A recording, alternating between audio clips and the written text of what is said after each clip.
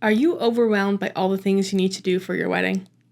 Do you feel like planning your wedding is distracting you from preparing for marriage? Are you tired of planning your wedding and you just want to be married already?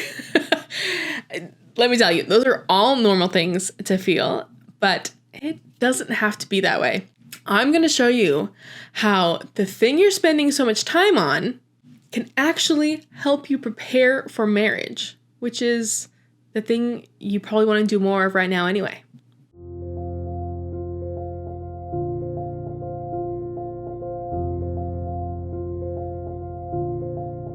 My name is Laura-Anne Smid, and I help Catholic couples navigate engagement so that they are present and prepared for their wedding day and life as newlyweds. I have been photographing weddings for over a decade at this point, and that means that I've been part of the wedding industry for just as long. I am Catholic, and in the Catholic Church, marriage is this theological mystery. St. Paul talks about it that way in his letter to the Ephesians, where he says the two will become one flesh. And then right after he says, this is a great mystery. And he's applying it to Christ and the church, because marriage is meant to be an image of God. Husband and wife together mirror the communion of the Trinity, Father, Son, and Holy Spirit, all living in perfect unity. And that's the goal in marriage, is perfect unity. Unity does not mean uniformity. Y'all don't need to think and do the same as each other all the time, but being on the same team and having the same end goal of getting to heaven, that is unity. In the wedding industry, though, my observation has been that there is a lot of emphasis on what happens before the marriage begins. The party, the planning, all the things that go into a wedding day, not into what is actually beginning that day. You know, it's kind of like Christmas in the commercialized world. There are literally months of prep for this one day. And I mean, the Christmas decorations come out in like August, it seems like.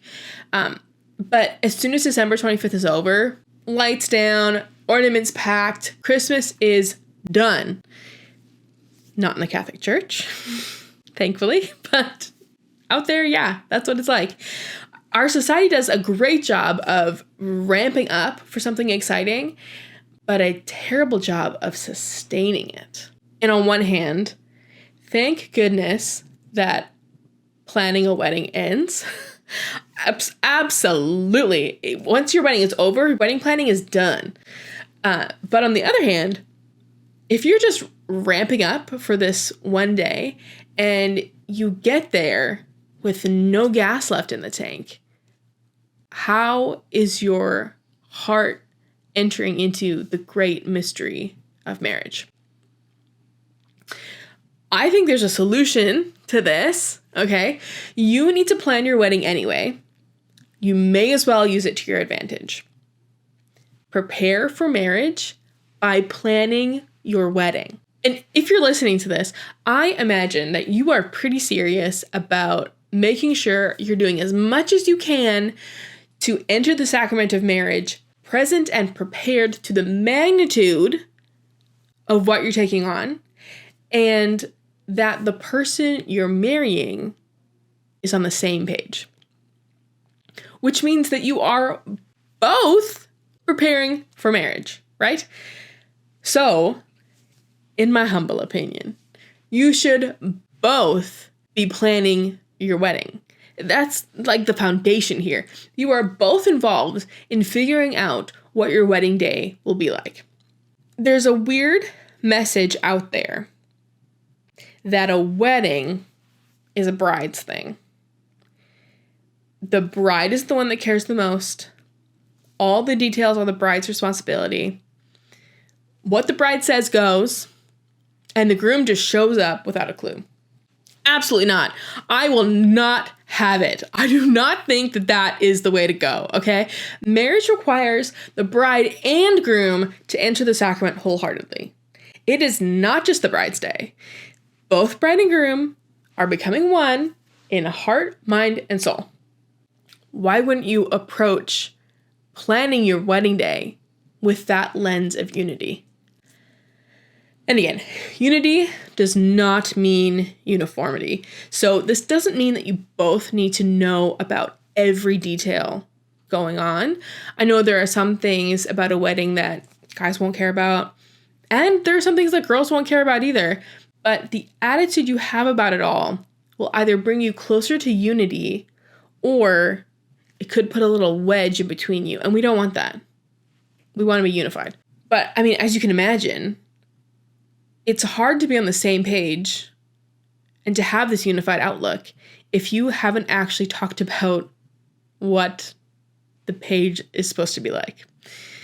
Setting expectations about your wedding day together is the bedrock of unified wedding planning. When you talk about what your dream wedding day looks like, you are being vulnerable with each other. And we know that muscle of being vulnerable needs to be exercised all the time. I know that sharing your dreams and desires can be a delicate thing. And making space to have those conversations and truly listening to each other, as you open your hearts about what you want for this important day, that's so beautiful. And it's a skill that you'll use over and over again in your marriage, as you set expectations for everything else in your life, from what you want to do on the weekend to bigger things like where are you going to live, or how will you spend the holidays now that there's more than one family to think about. You are establishing your priorities, and you're going to be reiterating those as time goes on, both for your wedding and for the life you're building as a married couple. And this is important stuff. And then once you've decided your priorities and what you want to do, the actual going out and doing of those things requires communication about so many things. Yes, the action item needs to be taken care of, but the way that you talk about accomplishing those things with each other is building the communication style that your marriage will begin with. And of course, you've been working on this as a couple, just dating and becoming engaged and all that, but this is even more so establishing that. So let me give an example. I think that'll help. I used to have a very complicated relationship with money. And I still do, but just it's not painful anymore. It's gotten a lot better. But back when I was dating and then engaged to my now husband, Brandon, all that, it was just the worst. It was one of the most difficult things for me to talk about. I told Brandon when we were dating about all my money stuff. So he knew the background, and he knew about my student loans and whatnot, and saying whatnot makes it seem like such a small thing, but it was just so big to me. And he did not have the same hang-ups about money as I did. In fact, he was very good with his money. And I mean that he was able to look at money objectively, whereas I was not. So that meant in conversations about what to do for our wedding, which no matter how small or simple your wedding is, the money is involved. In those conversations, Brandon knew to be gentle with me. I needed to face money in a new way, and, figuring out finances with another person versus just on my own, which hadn't been going well. Anyway, and the thing that Brandon needed to learn was how to support me as I did that. And those conversations while we were engaged and planning our wedding, they really paved the way for healing in this area of my life, which is so helpful because you need to deal with money after you're married. It never ends. But I know that the way we approached money while planning our wedding, helped me be open and honest about how money affected me, not just with Brandon, but with myself. And that kind of vulnerability helped me open my heart to Brandon more in more areas.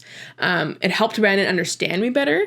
And overall, it just helped us learn more about each other and how to best support each other in stressful conversations. And not just in the money stuff, but the practice of doing it in that area translated to better support in other areas too.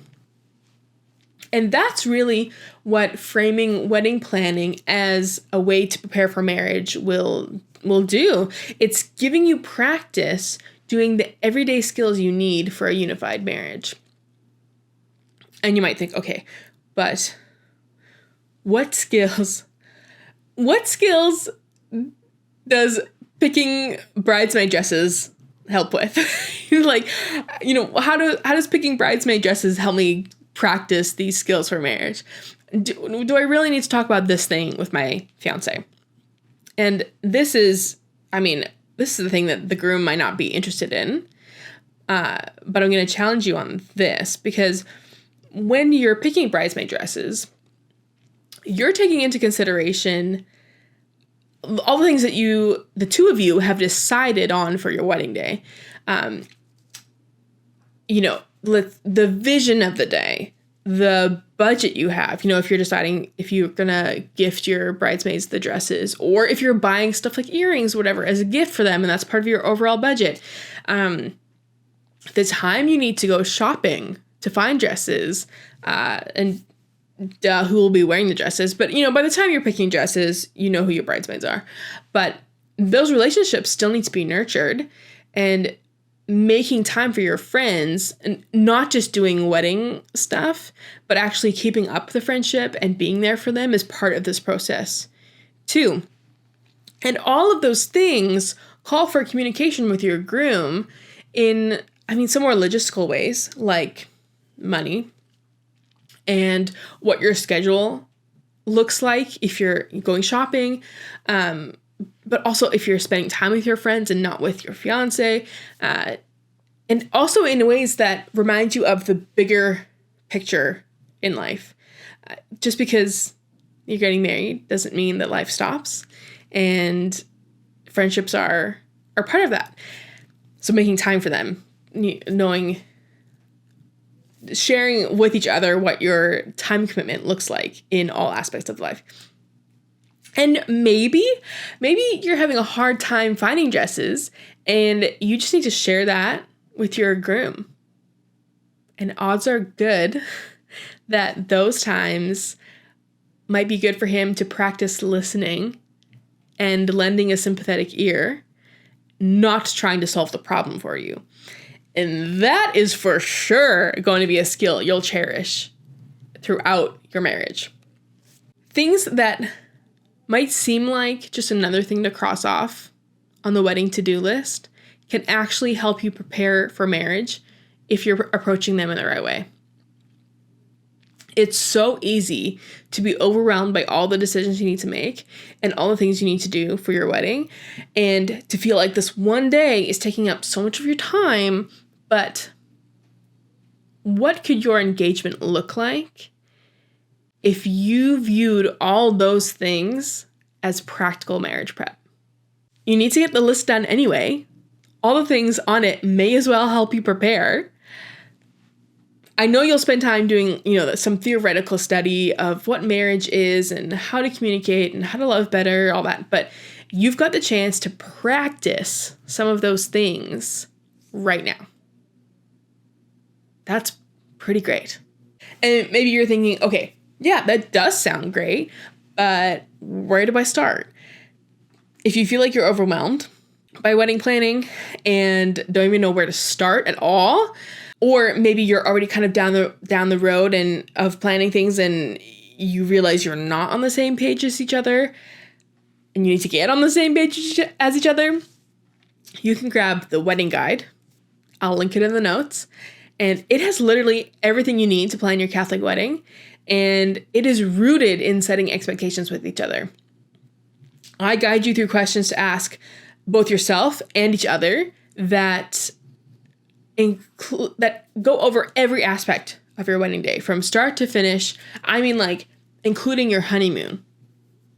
It's just full of everything. I just think it'll be really helpful. If any of those things sound helpful, I know the guide will help you. So you can grab it below. If you have any questions about the guide or about anything that I've shared today, you can leave me a comment or a question, or you can send me a DM on Instagram at Laura-Anne Smid, and I am looking forward to hearing from you. All the best as you prepare for marriage while you plan your wedding.